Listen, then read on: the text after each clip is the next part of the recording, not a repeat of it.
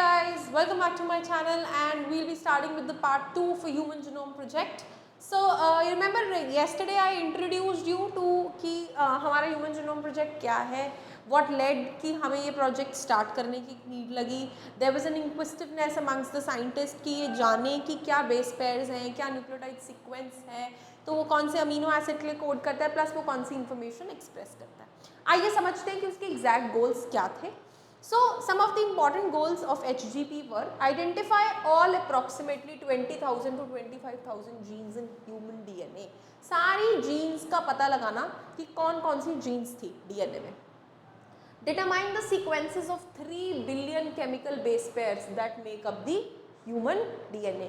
Sequence पता लगाओ 3 billion chemical base pairs का जो हमारी body में present है और जो human DNA को बनाते हैं. Store this information in database. ये सारी इंफॉर्मेशन को डाटाबेस में स्टोर करो. जो मैंने आपको दिखाया था ना लास्ट क्लास में कि काफ़ी सारी बुक्स और ये सब यूज़ हो रहा था and then highly computational devices were develop, तो वो इसी के लिए डेवलप हुई थी. Store this information in databases. Improve tools for data analysis.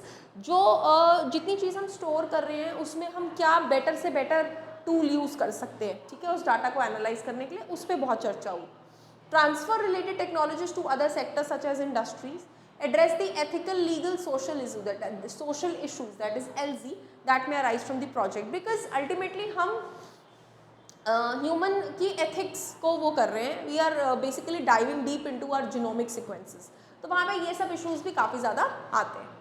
Human Genome Project एक 13-year मेगा प्रोजेक्ट था जो कोऑर्डिनेट किया गया था by US Department of Energy and National Institute of Health.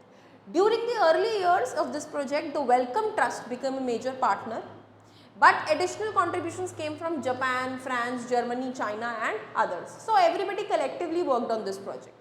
The project was completed in 2003. It started in 1990. Okay. Knowledge about the effects of DNA variation among individuals can lead to revolutionary new ways to diagnose. अब जब जैसे जैसे धीरे धीरे हमें पता चलता गया डिफरेंट DNA सीक्वेंसेस के बारे में, इनफैक्ट हमें वेरिएशंस भी पता लगी कि किस किस चीज़ में क्या क्या अलग अलग है. तो उस सब चीज़ से हमें ये पता लगा कि हम क्या डायग्नोज कर सकते हैं, क्या ट्रीट कर सकते हैं and someday prevent the thousands of disorders that affect the human beings.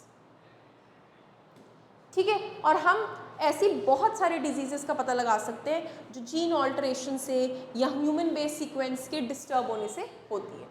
Besides providing clues to understand human biology, learning about non-human organisms, DNA sequences can lead to understanding of their natural capabilities that can be applied towards solving challenges in healthcare, agriculture, energy, environmental remediations, etc. इन सब की problem solve करने में हम ये चीज़ का पता लगा सकते हैं. Many non-human model organisms. Non-human model organisms कौन कौन से थे? जैसे बैक्टीरिया, जैसे ईस्ट, जैसे Caenorhabditis elegans, non pathogenic molecule, Drosophila, plant etcetera, ये सब सीक्वेंस्ड थे. फाइन. और यही नहीं, हमने ह्यूमन जीनोम प्रोजेक्ट की सारी डिटेल्स निकलवाने की बहुत कोशिश करी. हर चीज़ को हमने मॉडल बनाया, हर चीज़ की हमने अंडरस्टैंडिंग समझी and then finally we reach the conclusion कि हम क्या क्या गोल्स सेटअप कर सकते हैं for this human genome project. So methodology क्या थी, क्या चीज़ें हमने यूज़ की, वो हम ग्रेजुअली धीरे धीरे आगे वाले लेक्चर्स में स्टडी करेंगे. So that's all guys. Thank you so much for watching my lecture and we'll meet up in the next class to discuss its methodology. Thank you.